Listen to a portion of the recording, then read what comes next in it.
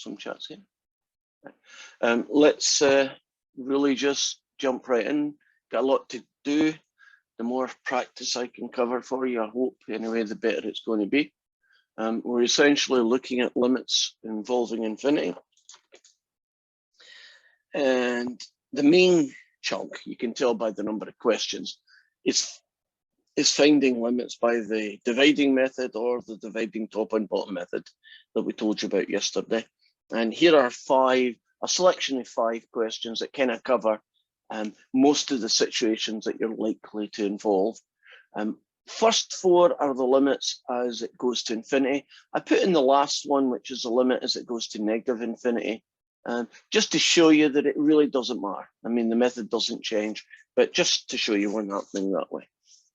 So first one we're going to look at is we're going to try and find what the limit as x tends to infinity of this particular fraction is.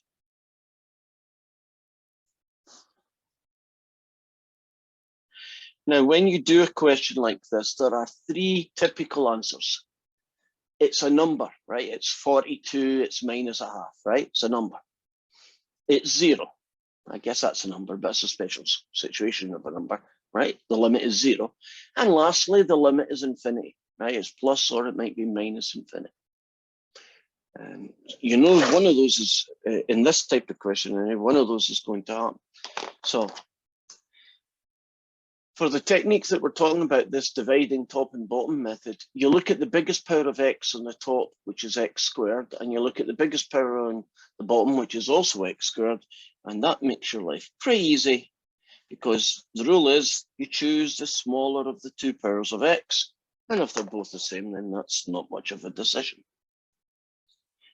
And so you then go through each of the terms on the top and divide each of them by x squared. So 4x squared becomes 4. That becomes negative 3 over x, and that one becomes 1 over x squared. You then do the bottom. That becomes 5, and this guy becomes 2 over x. And then, oops, almost made a mistake there. And then you do what it's essentially called brute force. What that means is you replace all the x's with infinities.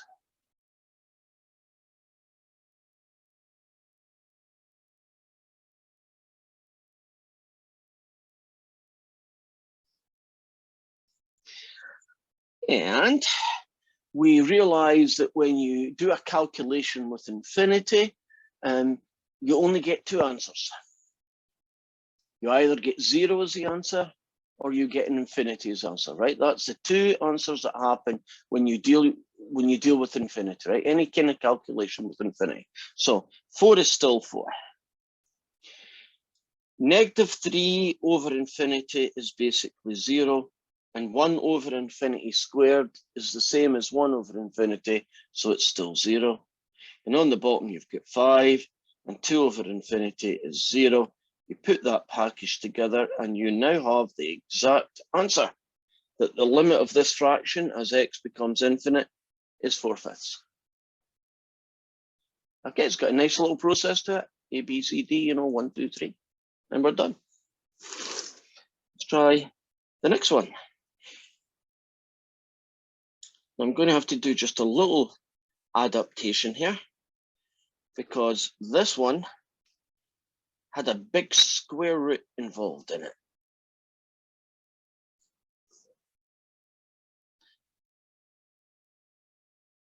Right, so it's a square root of the entire fraction. Now, what you can do here, and I think the WebAssign says using limit laws or limit rules, but essentially, if you want to find the limit of the square root of something, you're allowed to find the square root of the limit. And that's one of the limit laws, one of the things that you're allowed to do.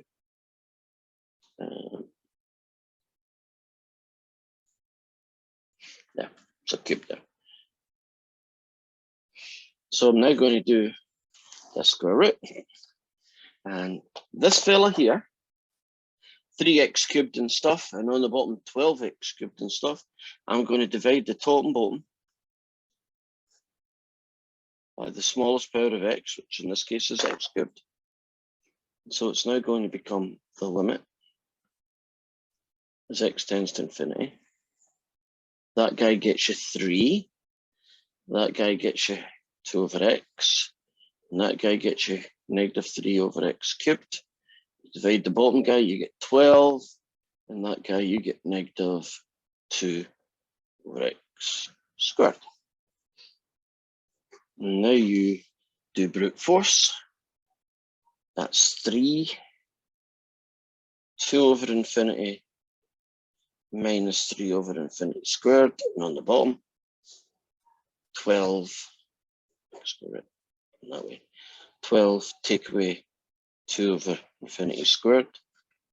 What's that get you? It gets you 3 plus a nothing, take away a nothing. And on the bottom, 12 take away a nothing. Oh, I'm in short room here, but it goes the square root of 3/12, square root of a quarter, 1/2. So the answer would be 1/2. Okay, so if you want to find the cube root of something, or the square root of something, or the 10th root of something, right? If you want to find the limit of that, basically find the limit of what's inside and then take the square root of that answer, or the cube root, or whatever the root happens to be. And the bit inside is just like one of these. Right? Divide the top and bottom method. And a load of zeros, some numbers that aren't 0, boom, I have. Now the next one might look similar because it has a square root in it, number 3, but it's actually going to be done differently. And the reason that I have to choose a different method for question 3 compared to the one that I just did for question 2 is the fact that the square root isn't the square root of everything. It's only got a square root attached to, in this case, the bottom. And so this technique here, right, of sticking everything inside, whoops, this technique here of sticking everything inside the square root doesn't work anymore, right? So we're going to have to figure out how to adapt the divide and top, the top and bottom method, because that's actually what we're going to do. And it's pretty easy to tell what the top is. The biggest power of x on the top is x squared. Right, you can see that, really not too difficult. The bottom power is not x to the 4. I know that says x to the 4, but that bottom is not really worth x to the 4 because isn't it inside the square root? So if you think about it, isn't its real value what it's worth? Isn't it only worth some x squareds? So the top is an x squared, the bottom is an x squared. Well, that's good because we like it when they're both the same, because you still pick the smaller of the two, but if they're both the same, that's okay. And I'm going to divide the top by x squared. And I'm going to divide the bottom by x squared, but I'm going to have to adapt it. It's not going to be written as x squared, although it's going to be worth x squared. Can you see why I'm calling it the square root of x to the 4?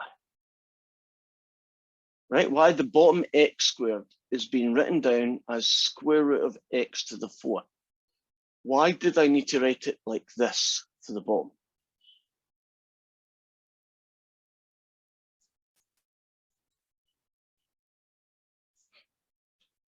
Can you see any advantage to writing it like this on the bottom?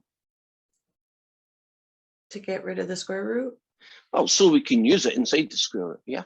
So, see, you can't really do a square root of somebody divided by an x squared, right? They don't play well together. Can't you do a square root of somebody divided by the square root of somebody, right? That you can do because they're both essentially equivalent to each other. So it's a little bit messier because of that, makes it a little bit harder to do, but here goes. Divide that by x squared, you get 3. Divide this by x squared, you get negative 1 over x squared. The square root's still going to be there, but now I'm going to divide everything inside with x to the 4. So that gets me 4. And this guy gets me 3 over x cubed. And almost made a mistake again. Now we can do brute force. 3 take away 1 over infinity squared all over 4 plus 3 over infinity cubed. That's worth nothing. 3 over infinity cubed is 3 over infinity, which is also worth nothing.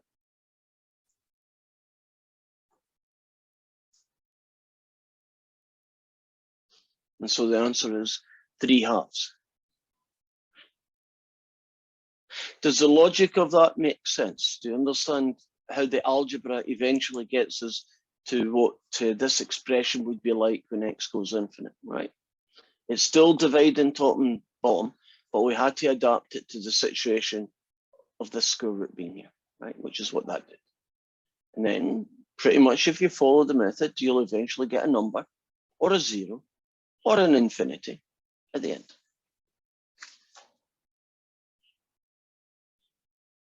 Any questions so far? We've seen 3 different types. A pretty standard, no frills, pretty obvious one. Kind of weird square root over the whole thing one. Now a square root on the bottom. Any questions? Are we good? Okay, sorry about it. Let's move on. There is no reason in the world why the limit should only be x's. So here's one with u's. It changes nothing. I mean, I'm going to do it the same way. I just have to figure out how to adapt to what's in front of us. A u squared plus 1 times a 5u squared minus 1 all over a u squared plus 9 squared, right? That's what we're dealing with here, right? This guy really isn't written in a way that's going to make it easy or even possible to find its limit. Shouldn't it look more like this guy? Because if you look like number 1 here, right, I should be able to do this. So since I've figured out that's really what I need, what I would have to do here is FOIL this out and FOIL this out. So if you FOIL this out, you get eventually 5u squared, and let's do it again, 5u to the 4. You get a minus and a plus, so that's plus 4u squared. And that times that, you get -1. So that's what the top looks like. If you do the bottom one, you get a u to the 4. You will eventually get 18u squared and 81. Now you can check that yourself later. Get a bit of scratch paper and do FOIL, and you can verify that this is correct. Now, that's good, because I'm going to divide the top and bottom by u to the 4.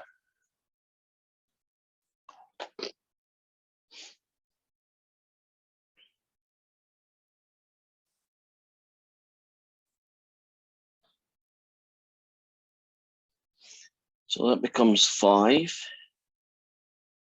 4 over u squared, 1 over u to the 4. That becomes 1. That becomes 18 over u squared. And this one becomes 81 over u to the 4. I can now plug infinity in. I get 5, 4 over infinity squared, and 1 over infinity to the power of 4. And on the bottom, you get these guys.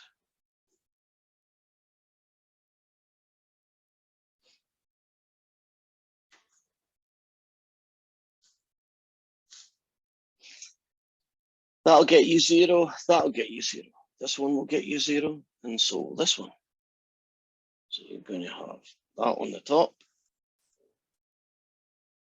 that on the bottom. There's your answer.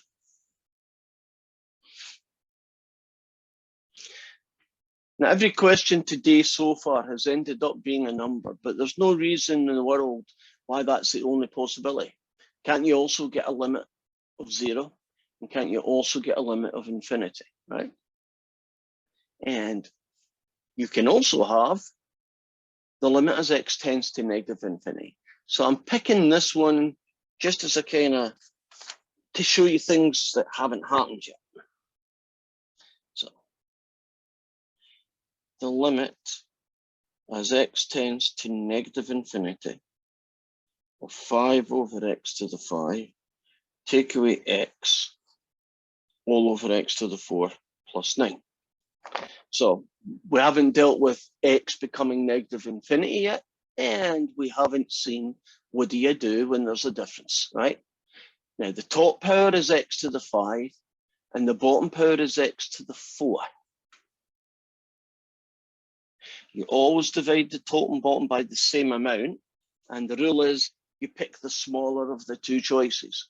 So do you see why I'm picking x to the 4? Because it's smaller than the other one.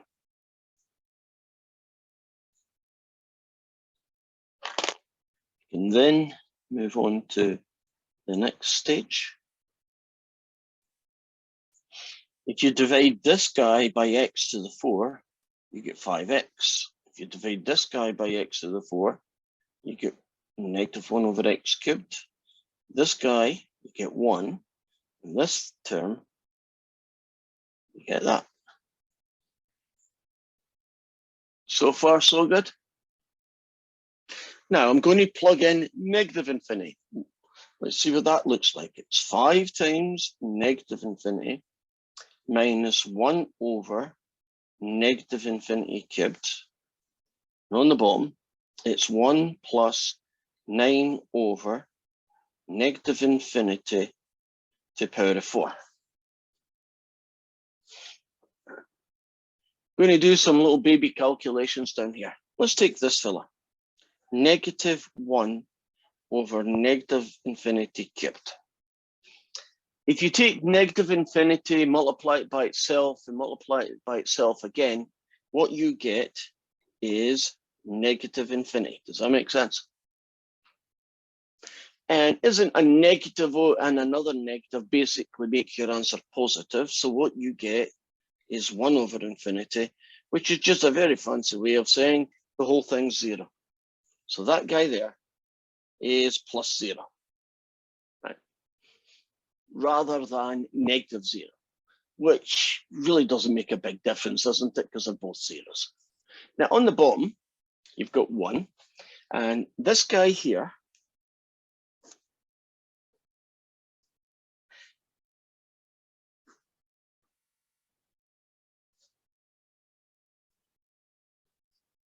ends up being positive 0. If you take negative infinity to the power of 4, don't you just get positive infinity to the 4, right? Negative, negative, negative, negative. Infinity to the 4 is just infinite. 9 divided by infinity gets you 0. So that guy is 0. What does 5 times negative infinity get you? What kind of infinity does 5 times negative infinity get you? Negative infinity. Right. So what we have here is negative infinity over 1. So the answer to this question is not 0, and it's not a number. It's negative infinity, right? That can happen. And that's what you type in to WebAssign. Actually, this one is one of the questions, I think, from WebAssign. Are we good? Do you feel that you've seen a lot of these, hopefully enough for you to be able to take any question involving finding the limit as x tends to infinity or negative infinity? Do you know, if I went back to each of these questions here and I made this negative infinity instead of plus infinity, do you know, you would almost guaranteed, I think in fact I am guaranteed, that you get the answer that you would have got with plus infinity. In other words, the methods almost doesn't matter, right? The plus and min. Now here it's a little bit different. If I had done the same question with limit of x tends to plus infinity, wouldn't have this ended up being plus infinity, right? So if that was plus infinity, if you trust me, this here would end up being plus infinity as well. So it doesn't mean that the answers, when you use this guy, and you use this guy are always the same, but the large percentage of them won't be. And that's kind of the major part of today. That's these guys here. Now we're going to do, there are only a couple of them, so it's obviously not a very big topic, but we're going to now look at finding the limits of expressions that are not fractions, essentially. So here's an example of it. The limit as x tends to infinity of the square root of x take away x. And we're going to use, essentially we're going to use brute force, but it's actually, we're going to use relative size. When you have questions such as the one we've got here, the answer is going to be some type of infinity. It's either going to be plus infinity or it's going to be negative infinity. Right. So how do we decide, which one it is? We do this thing called relative size. Basically, which one is the biggest? So between these two, if you pick the same value of x, like 1 billion, wouldn't the square root of 1 billion be small compared to just 1 billion? That makes sense? So this is infinite, take away this is infinite, but this is bigger infinite. And so the answer is negative infinity. If I did the limit as x tends to infinity and I did an x cubed take away a 2x, which one of these two is the bigger? Which one is bigger for any given value of x? X cubed or 2x? Who's the big guy? X cubed. Okay, now if x cube's going to win, won't this infinity be bigger than that one? I know that's weird to think of infinities being bigger than each other, but they can be, right? So this infinity is bigger than this infinity. And so you could say big infinity, take away small infinity. The result is plus infinity. Okay, let me try and explain why infinity can have different sizes, right? Why one infinity can be more than another. If I went and said to you how many natural numbers there are, right? You'd say, oh, well, there's number 1, there's number 2, there's number 3. You'd say, quite correctly, that there's an infinite. Right? There's an infinite number of them, right? Agreed? Now, how many fractions are there?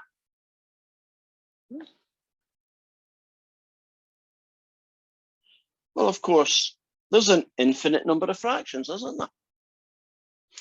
Now, if you take the number 1 and the number 2, right? Between the number 1 and the number 2, isn't there an infinite number of fractions? Because couldn't you get 1, 1 1/2, 1 1/3, 1 1/4, right? Essentially forever, couldn't you? Now, doesn't that mean then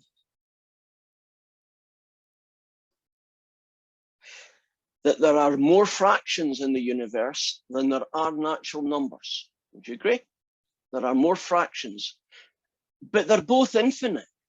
So isn't the amount of fractions, isn't its infinite bigger than the infinite number of natural numbers? Does that make sense? That infinity can be big and one infinity can be even bigger than the other. So if you want to find the limit of an expression where you're being asked to add or subtract, in this case subtract, all you need to do is say which one of these two is bigger. And if you have a problem with, I don't really know how to tell, pick a number like 100. The square root of 100 is 10, and 100 is just 100. Would you agree that x is bigger than the square root of x? If I was doing x cubed take away 2x, well, x cubed would be 100 cubed, which is 1,000,000, And minus 2x is just minus 200. Would you agree that that guy is bigger than that? So that one is the guy. Now, whichever one wins basically tells you whether the answer is going to be plus or minus infinity. This guy is the big one, right? And this guy is the small one. Do you see why the overall answer is going to be a plus infinity? And if I switch places, so this one, the one that's first is the small one, and you take away a big one, can you see how that becomes a negative infinity? Does that make sense that you can actually find the limits of these expressions by just finding the relative size of each? So let's look at one more of those because there's only two. And this is question 18. Right. Nathaniel, you ready for this one? Okay. I'm giving you the first shot at it.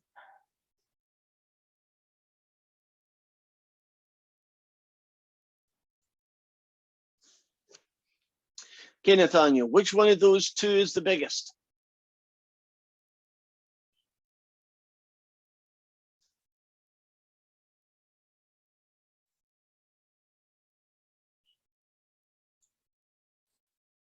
Two x to the power 9. Yeah. You agree x to the 9 beats x to the 4. So if we call that the small one and you add the big one, would you agree that plus infinity is what you're going to get? If I gave you this version,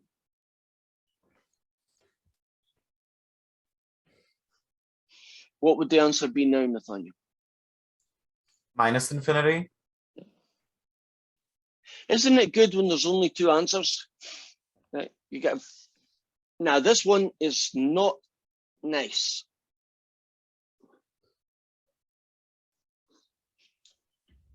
And I'll take anybody, including Nathaniel, wants to have a shot at it.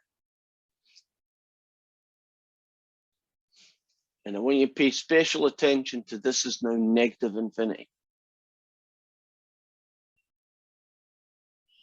It's negative. Only two. Oh, sorry, Brendan. It's negative infinity. You are correct. What made you come to that conclusion?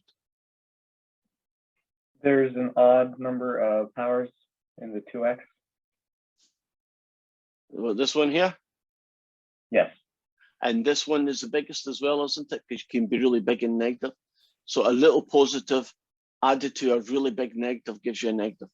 And that is the end of a couple of questions that use relative rate. Now, the next topic is really basically special cases, right? Questions that don't fall into the typical categories that we've covered. So here's an example of one. It's going to be the limit as x tends to infinity, 9 e to the x, and 9 plus 5 e to the x. Now, I can't do brute force because e to the infinity is infinity, so we kind of stuck. But I can adapt the divide top and bottom trick. What do you think I should divide the top and bottom by now? Not x or x cubed or x squared, right? That doesn't make sense. But there is something I can choose to divide the top and bottom by that would allow me to get this limit. What would you divide top and bottom by?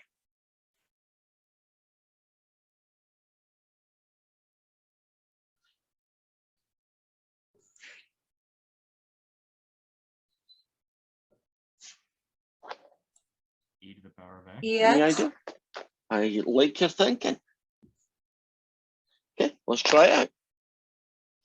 It's going to be the limit as x tends to infinity of 9 over e to the x, take away 1, and 9 over e to the x plus 5. Are you comfortable with that? Right, divide everybody by e to the x. Now I'm going to do brute force.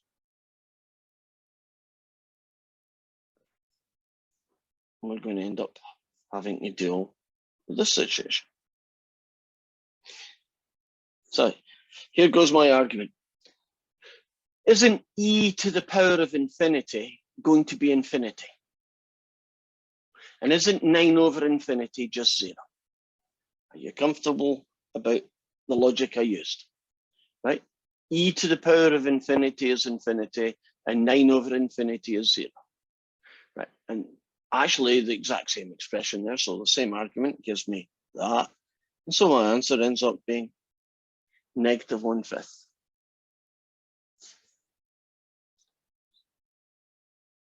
You comfortable with that adaptation? I won't do question 20, but I will give you what we should divide top and bottom by.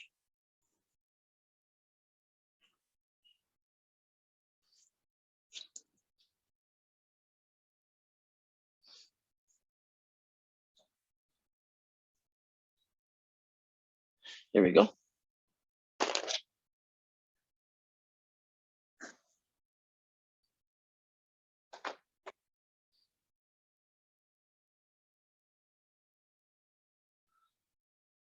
Yeah, there are a lot of choices here.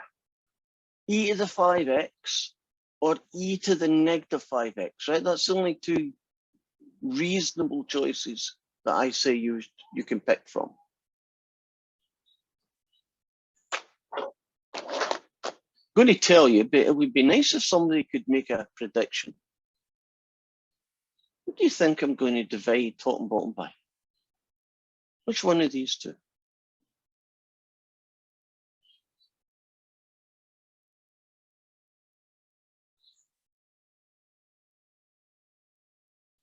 The positive 5? Inspired guess, it's correct. Or do you have an idea why you picked it?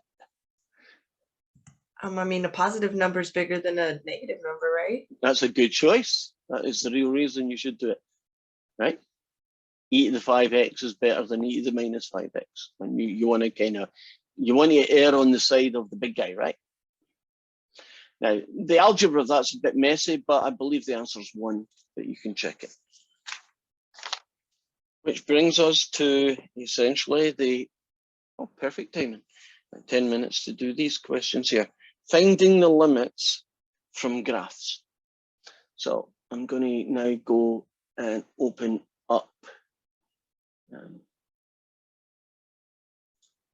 Desmos, not Desmos, open up WebAssign. Here we go, good, we got it. See if I can make this bigger because it's a picture that's important. I can do the questions. It says in this graph, you are going to find various limits, like, for instance, the limit as x tends to plus infinity, based on just the visuals, right? Just by looking at the graph. Now, when someone says x tends to infinity, I want you to imagine what's that curve doing if you kept on going to the right. Some of them, I wish they'd made the picture a little bit bigger, but you know, we'll do what we have to do. If you want to find the limit as x tends to infinity, do you see that this curve is beginning to, and I'm going to assume that it levels off as a horizontal asymptote. You see this curve here? It would level off on the right-hand side. And that is at the value of -2. So the limit as x tends to plus infinity is -2, right? If you go the other direction, right? You go to the left, can you see here, the function is leveling off, right? It'd be leveling off this way, and that would be at +2. So if you went and asked me for that guy, it would be +2. So limit as x tends to infinity is what's the graph doing as it shoots to the right-hand side? Limit as x tends to negative infinity is what's the graph doing as it goes to the left? And let me return to kind of notes to show you what I'm getting at.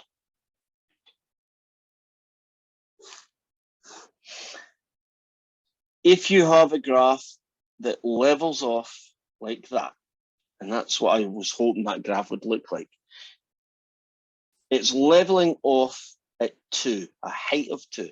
So that means the limit as x tends to infinity of this function is 2.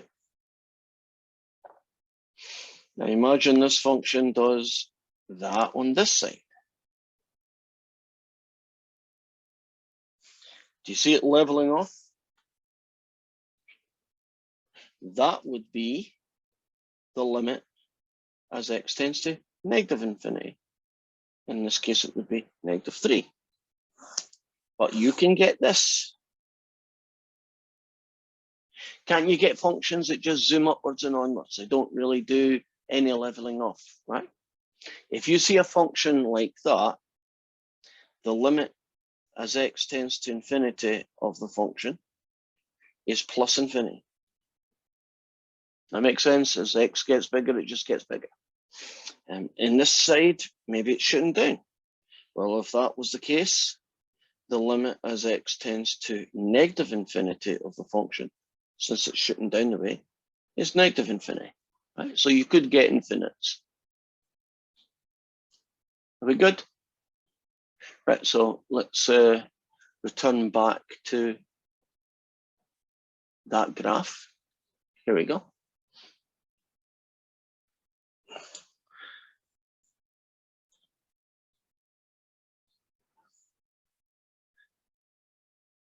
If we look at this graph here, would you agree at x equals 1, there's a vertical asymptote, right? From 141, right? Vertical asymptote. So if you were being asked to find the limit as x tends to 1, because both sides are going up, right? Won't the answer be plus infinity, right? Sure enough. On the other hand, as x tends to 3, right? The overall limit as x tends to 3, isn't it going downwards? And so the limit at that point would be negative infinity. So if you were doing this guy, you would do plus infinity. Where's infinity hiding? Functions. Under symbols. Symbols. There we go. Plus infinity,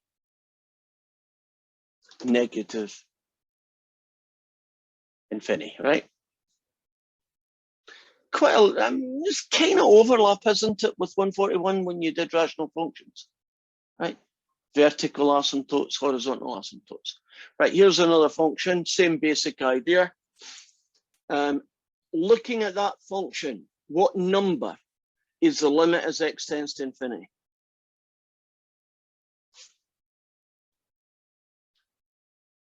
Try and make it as big as I can. What number, right, is the limit as x tends to infinity?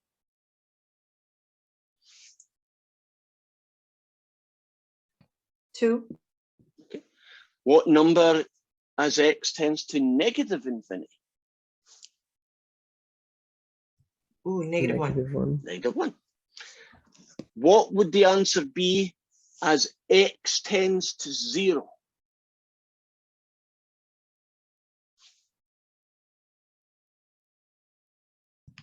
Negative Overall infinity? limit as x tends to 0.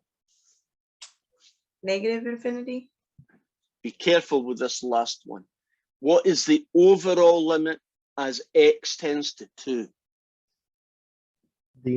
Does not exist. Does not exist. See, they can sneak up on you when you're not paying attention, right? Does not exist. Now, they could say 2 plus and 2 minus, right? The limit as x tends to 2 plus would be plus infinity. The limit as x tends to 2 minus would be negative infinity. But that's essentially using graphs. Well, this one's a little bit different. I think this, in fact, is the only one that they have. Right at the top here, they have a whole load of things that the graph, and there's a choice of 4 of them, should have. The value of the function at 0 should be 0. The left limit should be infinity, and the right limit as x tends to 3 should be negative infinity. So isn't that a vertical asymptote where one side zooms up and the other side zooms down? The limit as x tends to negative infinity is -4. So if you go as x tends to negative infinity, the answer should level off at -4. And if you do the other way, it should also level off at -4. And evidently one of these 4 pictures is the guy that does it. And one more guy. And that's funny, I think I've done that one. Have I done the same question twice? That would be weird. Oh, good, no. And question 5 is very similar to what I just said, right? So here is all the things it could be, right? It has to be. And one of these graphs is the one that actually works. Two ways to approach this. Couldn't you just look at each graph and see, does it fit all the requirements? And if it does, then that's the one, because there's only going to be one that fits all the requirements. So I'm just randomly going to pick this one here. Right. The overall limit as x tends to 0 is plus infinity. Well, right, as x gets closer to 0, does that vertical asymptote zoom off to plus infinity? Well, it does on this side, but it doesn't on that side. So doesn't that mean this one is not going to work? Now, if I go to this one here then, and I go to the first condition, would you agree at x tends to 0? It's still not a plus infinity on both sides, so that one's no good. Now, if I look at this one, plus infinity, yep, that works. So what's the next requirement? As you approach 3 from the left-hand side, it should go down the way. And as you approach 3 on the right-hand side, it should go up the way. So I want one that goes down and then up. Okay, that one goes down and then up. Also, they still qualify. And last thing then, what is missing? Oh, the limit as x tends to negative infinity is 3, and the limit as x tends to positive infinity is negative 1. Okay. Limit as x tends to negative infinity is 3. The limit as x tends to positive infinity is negative 1. That guy fits all the pictures. Now, I'm doing that one the way I would like you to do it, right? In other words, check them out. Don't pick the first one if it doesn't work. Pick the second one. If it doesn't work, pick the third one, because there's only 4 shots and you get 5 chances. Aren't you going to get the right answer eventually? I mean, you're just going to do it by sheer guessing. That's not a good idea. So put your name down, because we've kind of finished. While you're doing that, I'll tell you a few bits and pieces and we'll be done. First things first. Homework does not include this section. That's due next week. But as always, I strongly suggest that if you've got time, that you do them. Right? It's still fresh in your mind, you'll be able to do them. Because it's not part of this week's homework, doesn't that mean it won't be in the test either. But it'll be in next week's test.